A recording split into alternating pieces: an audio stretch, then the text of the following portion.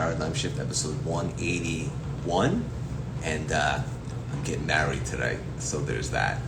We have a very, very special guest for one of the most special days of my life, and we're going to bring her on in less than 5 minutes. Annalie, can't wait.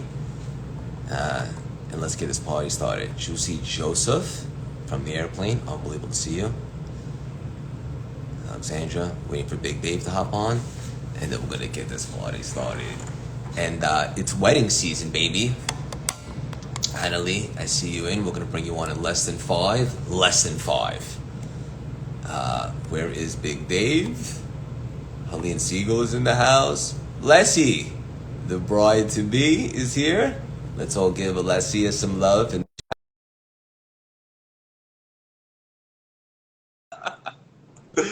let's get this party started.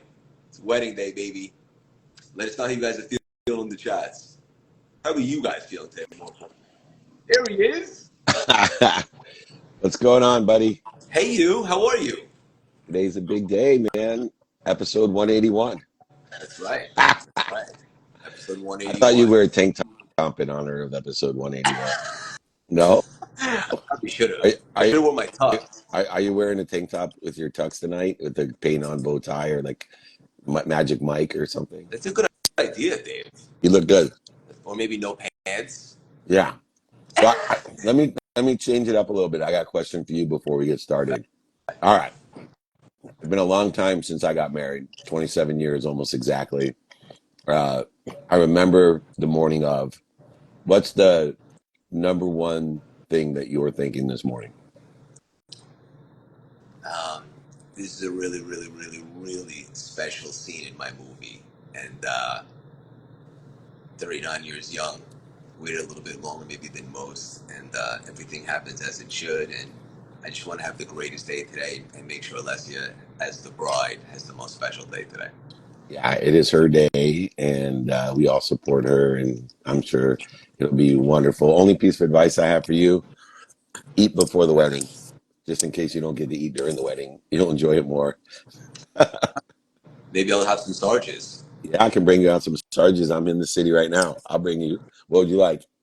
Pastrami? Pastrami on rye. It is, man. I will bring Oh, it to you. a little It'll bit of be there. mustard. A little bit. I'll bring it on the side. We don't want to get moist. One of the things I'm looking forward to, we have some surprises, but one of the things I'm looking forward to most is to see you in action, cutting up a rug today. Oh yeah, I'm gonna bring it for the newlyweds, and as I did the Eckler family and very few others. So I think it's becoming a requested tradition of the closest people in my lives, which you are one of the closer people in my life. So I'll bring it for you. I've stretched. I worked out this morning. I'm ready to go. No problem. I've done a few practice spins and the splits and a variety of other things that I'll do for you. I love it. I can't wait. Before we bring on Annalie, a very special guest for the special day. What do you remember about your wedding, Dave? Um, it was big. And so I remember thinking, gosh, I wish we didn't have so many people here because I think we had about 350 people at my wedding. If you spend 1 minute with each of those people, it's almost 6 hours. And most of those people were not people that I got to see all the time. So I remember thinking, gosh, I wish I either had more time or less people. That was one of the practical things. And then secondarily, thinking how blessed I was uh, to be marrying Julie. And I just knew deep in my intuition that it was probably the best decision that I've ever made. And it's nice to know that when your intuition and your reality align. So intuitively, it was one of the most significant days of my life because I got to commit to spending the rest of my life with Julie, and she never disappoints. Beautifully said, and I must say you punted way beyond your coverage with that one. You know what that feels like, brother. Absolutely, man. All great salespeople. All great salespeople. I love it. I love you. I'm emotional today. We're going to bring on Annalie. We're going to have a lot of fun. And this party started. Somebody asked, what is your song to break dance to? Oh, I'll break dance to any song. So you bring it. pony. I don't care. I'll break dance to anything. It's the movement, not the music. Anyway. There she is.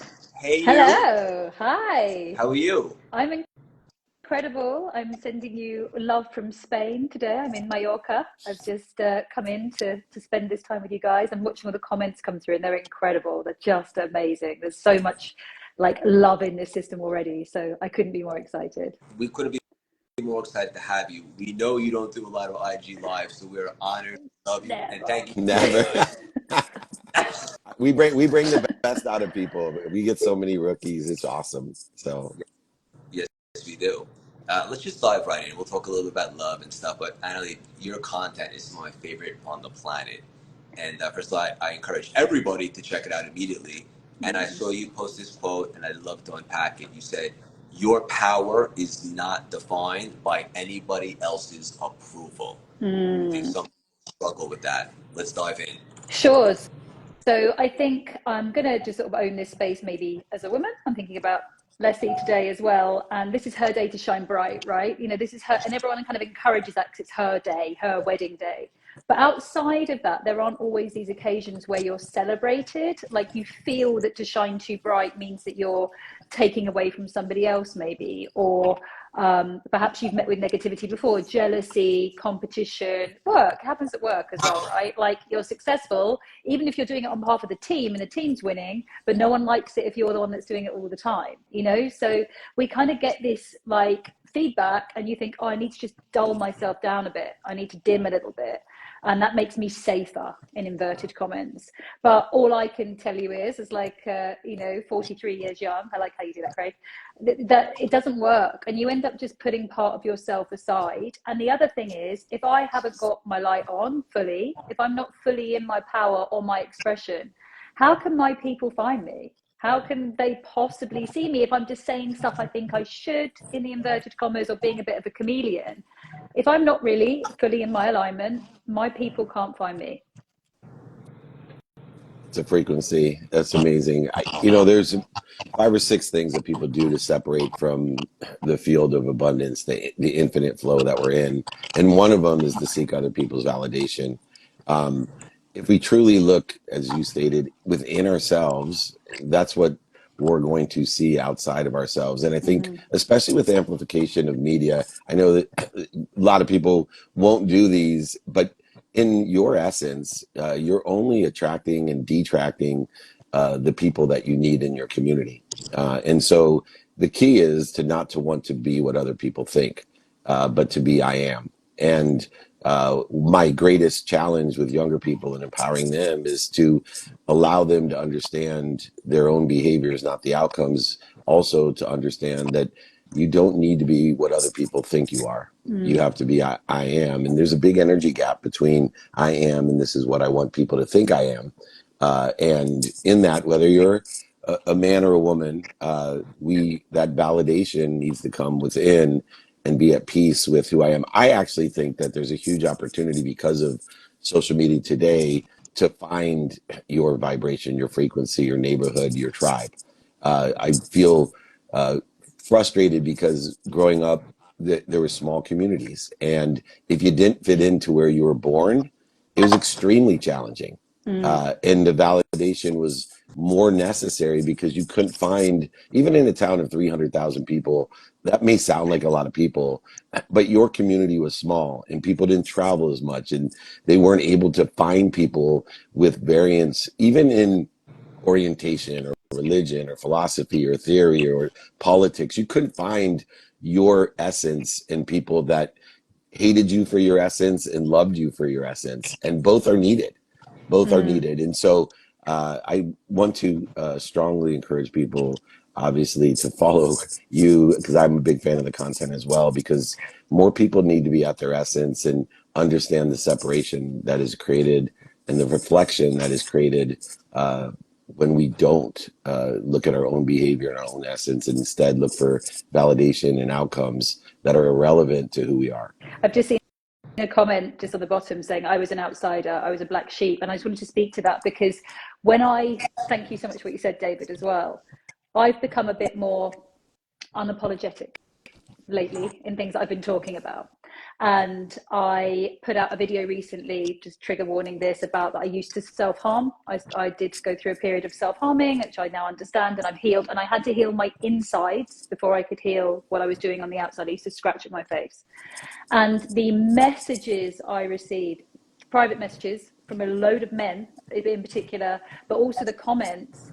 And I just sort of want to encourage people that you don't have to do it publicly on a forum like this, right? But the amount of people that were going, I can relate to this, oh my goodness, me too. And to your point, there is community in everything, in the things you want to follow, like passions and hobbies.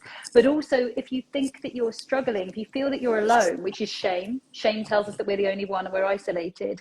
But we do have this gift and this opportunity now to connect, but only if we're able to be really authentic. And just personally, and this is quite recent, that I've been really kind of putting it out there in this way and just not afraid of what may happen. The synchronicities flowing to me this week have been insane. Like, and I love that. I'm very into this anyway, but it's almost unstoppable. It's almost like, you kind of go, it's like a little nudge from the universe going, there you go, babe. And you're like, oh, cool. But it's the more and more and more that I'm being more vulnerable, the more courageous I'm being, the more I'm just standing up and saying the things that before I would have been like, well, you can't possibly say that. What will people think of a therapist? Here we go, who used to self-harm. What are people going to say? Yeah, well, more people ask me for financial advice after I lost over $100 million than before. Yeah. It's But crazy. Annalie, Let's I find the think it's biggest idiot beautiful and that ask him for advice. There we go.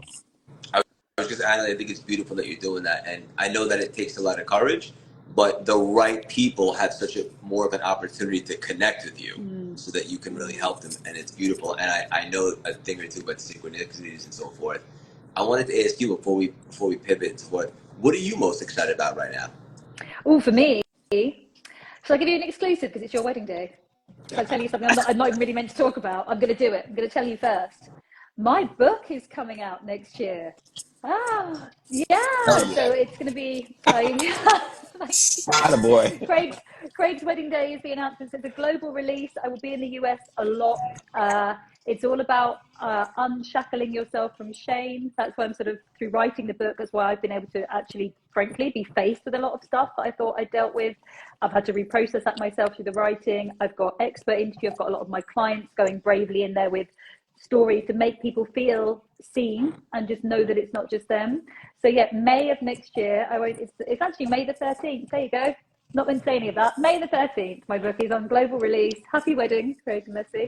I'll be over a lot, and let's strive for a New York Times bestseller. Hell yeah. Intention set. I love it. There we Congratulations. go. The vibration's out. Thank you. Yes, I love the intentionality. This is awesome. You're one of my favorite people, Annalie. Just as beautiful on the inside, if not more on the outside. Thank you, babe. One of the things that you talk about is giving yourself permission to let go. I think this is probably something that we can all use to improve upon. Why is it so important for you? I think I realize there's a beautiful quote from Buddha, which is, we must neither cling nor resist. And I found that I was trying to do that in pretty much every area of my life.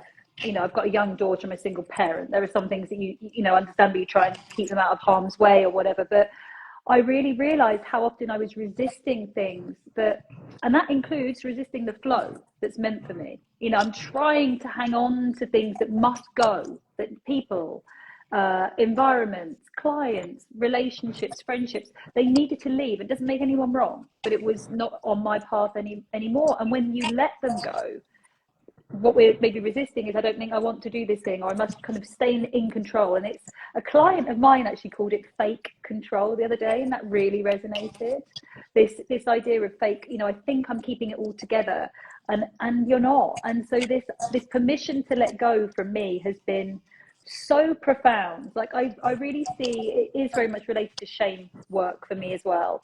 And part of that permission of letting go is not worrying about what people may think of me. I worry if I upset someone. I'd still be very worried if I'd hurt somebody unintentionally. But I don't mind what people may sort of make a perception of me, because I know the good that I'm doing for me and how I healed it, and the good that I'm trying to do in the world. So this permission to let go has just brought me so much peace. And you will both know the universe does stuff that you like, and you just kind of go, this is just too wild. So, and the more and more I let go, and I describe it a bit like I'm in Mallorca. The water is beautiful. I will put photos. And it's when you lie back in a really warm ocean and you just let yourself be held, like, and you just do that, don't know where you're going on honeymoon, Craig. You just have that like, that blissful moment. That's when I know I'm I've completely let go. I love it. Dave, same frequency or what? Yeah, it's obvious the experiences that both of you are having, when you're having it, where you're having it. And there's a quantum shift that occurs. It actually occurs earlier in women than it does men, when this epiphany comes of the infinite flow that we exist in and what we're doing to interfere with it. One of the interesting things aligned with the idea of letting it go is a lot of people use logic to let go of emotion. See, logic and emotion aren't even on the same plane. It's actually a mathematical or physical impossibility to let something go logically and have it be at all relative to the emotion. And so, in order to facilitate letting go emotionally, we have to do a lot more work. And that's why, I just remember being in law school so many nights telling myself, let it go, let it go, let it go, let it go, let it go, and waking up saying, let it go, let it go. Nothing was let go. The logic didn't work. But when I focused in myself in these core values of one, where's the light, the love, and the lessons in this situation, event, circumstance, and analyze how much is this feeding me and how much is it bleeding me? Because every relationship with situations, events, and people will feed and bleed you, including your spouse, Craig. I'm afraid to tell you there's no perfection. I've been married 27 years. But the difference is the relativity of the feeding and bleeding is a really important thing in letting go. Because we've gone over this before. Sometimes bleeding is a blessing. When you have children, you want your children to bleed you. When you have older parents, you want them to bleed you. And then you can appreciate the association that you want to have. And that association is the process of letting it go. And so when we first acknowledge that I can't out logic this feeling, and then two, use logic to analyze the feeling with feeding and bleeding, relativity and association, we can start surrounding ourselves with the right people and the right ideas, the right circumstances and events that are aligned in a divine direction. And we spend less time in the divine detours, shortening the distance of resistance by utilizing not only wisdom and logic, but faith, inspiration, intuition, and intelligence of a higher source. And so there's so many different ways that people are trying to reconcile this idea of letting it go, detachment. And it's a very complex and confusing thing because people think it means just sitting, high at home on your mom's couch, broke, dreaming about what you want. It's full of free will, and it's a very active participation that you need to have in letting it go. But logic is only utilized to analyze, not to let it go itself. So beautifully said, Annalie and Craig. There's a little bit of a wedding blessing for you. May your wedding and your marriage bleed and feed you, and both be a blessing. Fair enough. Well said. Before we land the plane, I want to ask Annalie another nugget. You were posting about great questions to ask yourself. And you said, ask yourself, what is the best that could happen in a given scenario? And that really resonated with me because I think so many people are programmed to think about, well, what's the worst that can happen? Why do you love to ask yourself, what's the best that can happen? So I've got to fess up. That's one of my mates. Good Sarah, who also has a ¿por qué no? Tattooed on her arm. So it's, ¿por qué no? Why not? Why not? So she's a fantastic beacon of positivity in my life, part of my people that I surround myself with. But you're right, it is a reframe because we are, I think, I'm sure we can have a whole other conversation about this, why we're constantly, by maybe society, put into the survival zone all the time and who may benefit from that. But I do think that there is this, sensation of looking for risk and looking for what can go wrong. And maybe we can link that back to the fear of being rejected and other things. But to go into a little bit of trauma is quite interesting. It's fairly new research. So left brain, right brain, which, with creativity, a bit more cognitive thinking. The reason we can minimize things so well is trauma lives in our emotions. and trauma, you know, memories like that, sort of, they live in our emotional brain. And then our sort of cognitive rationalization is the other side, right? So you can be re-triggered by something, for example. So let's say we're going to go and do something today. What's the, last time I did that, this happened, and we're going back into that emotional, you know, like we're being anxious about flying, for example, or something like that. We go through the what's the worst that could happen because it's based on previous triggers, and we're back in that right brain where all of these emotions, we're having that re-triggering. And then we can switch back across afterwards and go, oh, it wasn't that bad, or something terrible happens to us, and we go, well, it was worse for them. Or the minimizing, that's how we switch, we minimize, because we've got this incredible brain as humans for adaptability. But because we've got this incredible brain for humans adaptability, we can build up that beautiful like resilience, that kind of muscle that we mustn't let atrophy, of the practice of knowing, well, what's the best that could happen? And again, if I just let it the fuck go, it's my afternoon, like if I just let it go, then what is the best that can happen? What am I blocking? What am I blocking with this fake control all the time? Because that is what I've noticed, and that's what I've learned. When I get out of my own way, that is when the magic happens. When I do surrender and I go, do you know what? You've got a better plan for me than I know about. And right now in this moment, maybe it feels like it sucks or I'm stuck, but I will find out why. And it has never, ever, ever dealt me a bad hand. I maybe just don't know why it's happened in that moment, but you always do. Say protected and promoted, right? That's so easy to understand. And, you know, in that framework, it's not only knowing what you want in its best or its potential, but I love to add the phrase or better. So I'll ask myself every morning, what is it that I want today, personally, experientially, giving and receiving wise, to my potential, and in the behaviors that are going to take in order to progress towards my potential, or better, according to the circumstances today and the lessons of the past. And so, as you have the optimists, the toptimists, I need to honor my grandfather who lived to 97.